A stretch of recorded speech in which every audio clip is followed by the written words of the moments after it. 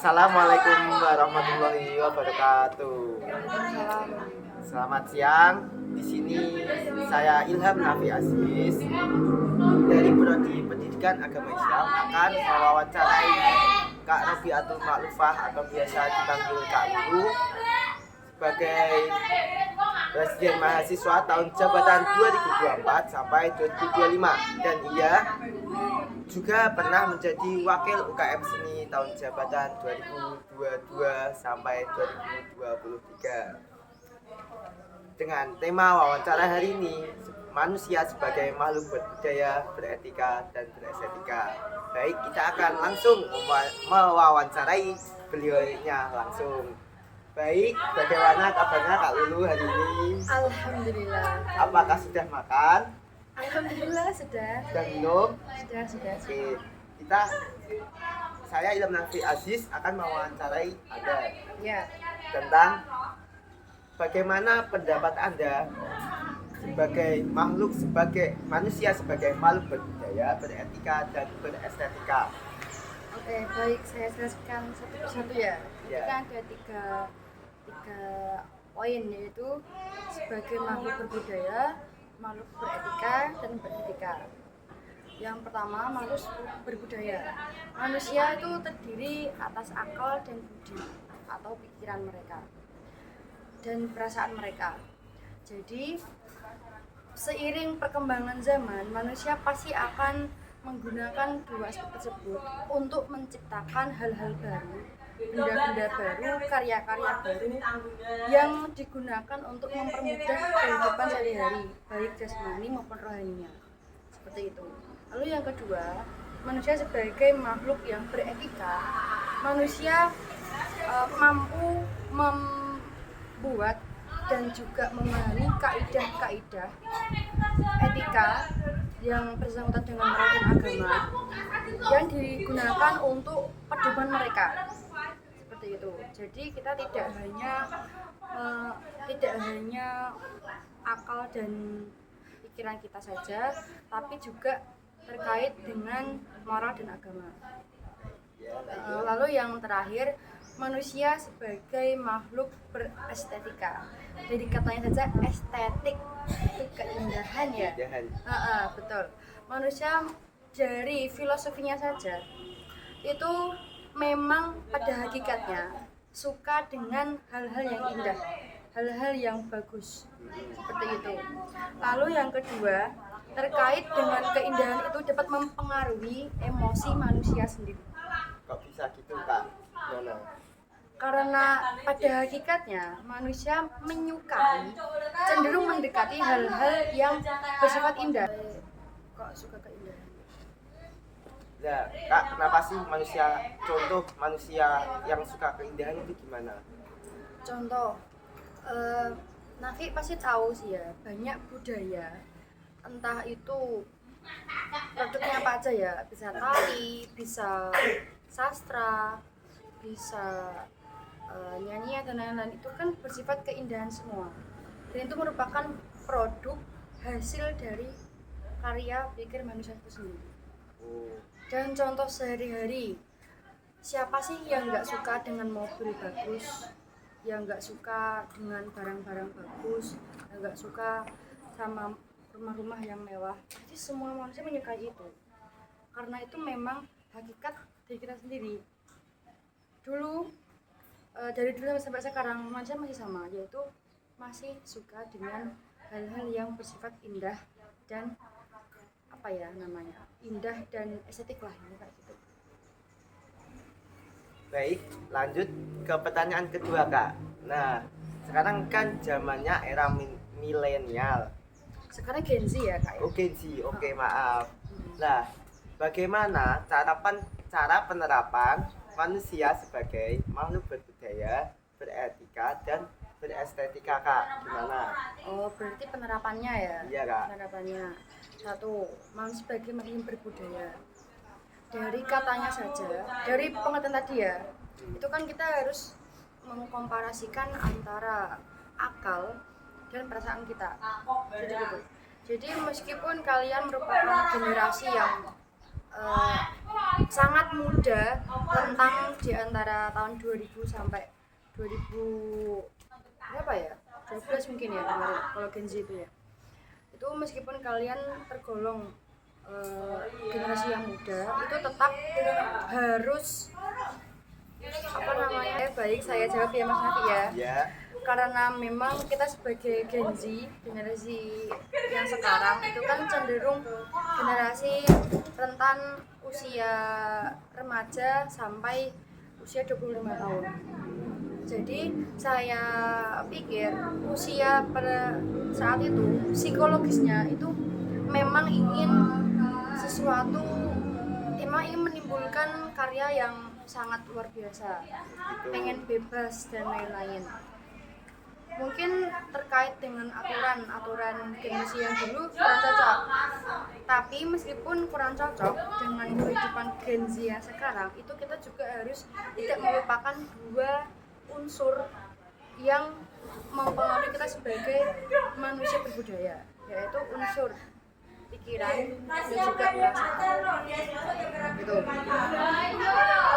Meskipun kalian pengen bebas, kalian menginginkan kebebasan, menginginkan keleluasaan dan lain-lain, tapi juga jangan meninggalkan kedua tersebut. Itu penerapannya. Lalu yang kedua, penerapan manusia sebagai makhluk beretika.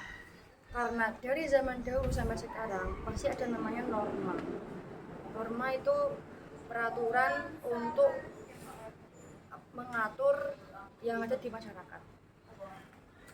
Dan hakikat norma tersebut kan harus dipatuhi. Seperti itu.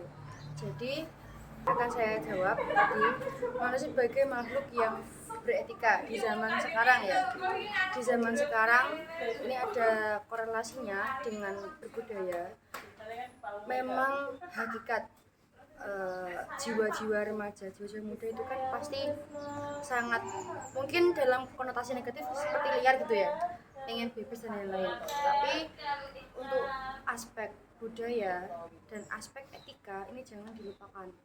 Apalagi aspek etika ini kan menyangkut dengan nilai moral dan agama.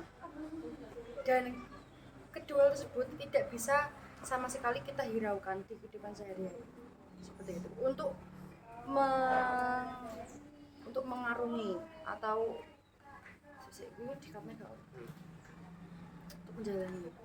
untuk menjalani kehidupan sekarang dan mempersiapkan generasi mendatang yang kita digadang-gadang sebagai generasi emas 2045, kita tidak hanya bergantung pada yang namanya tidak melulu hanya bergantung dengan teknologi, dengan ilmu dan lain-lain. Tapi kita juga harus mematuhi dan juga mengikuti aturan yang membuat kita sebagai manusia sebagai makhluk beretika. Yang terakhir, manusia sebagai makhluk estetika. Karena ini memang sifat dasar atau sifat basic manusia. Jadi ini memang kita harus bisa mengkolaborasikan antara budaya dan juga keindahan. Kita manusia sebagai makhluk berbudaya dan manusia sebagai makhluk estetika. Jadi kita boleh menghasilkan suatu karya budaya baru dan lain-lain, tapi kita juga harus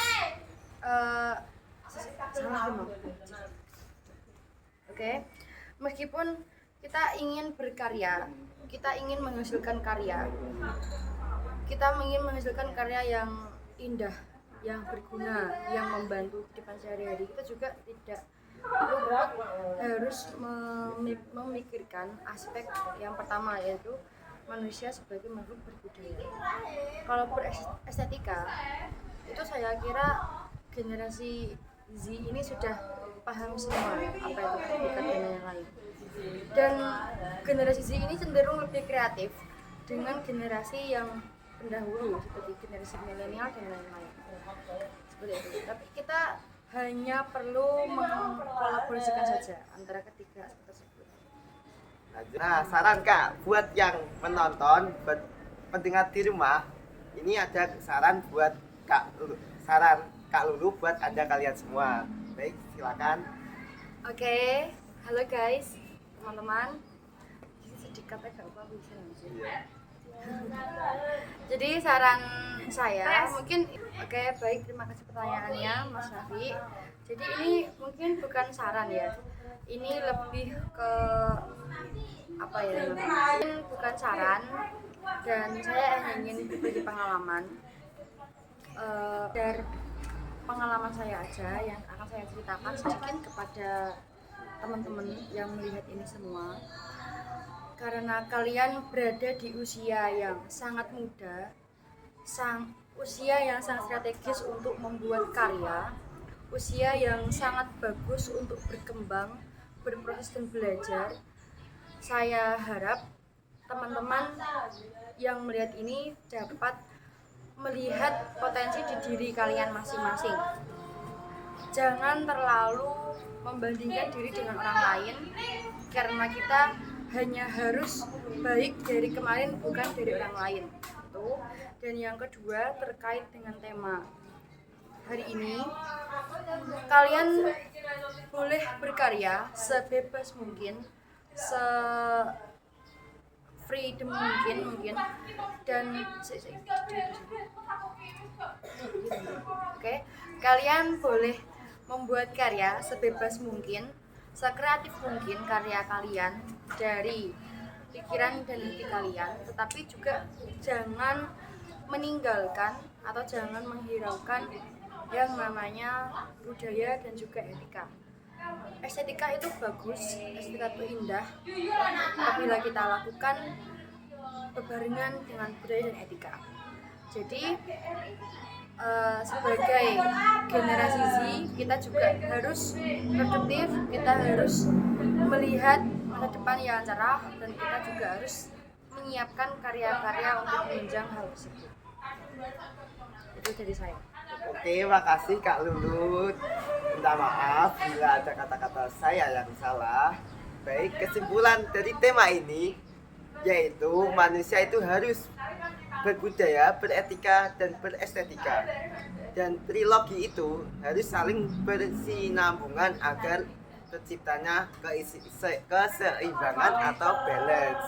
Sekian, terima kasih. Saya Ilham Nafi Aziz mengucapkan pamit undur diri. Wassalamualaikum warahmatullahi wabarakatuh. Yes.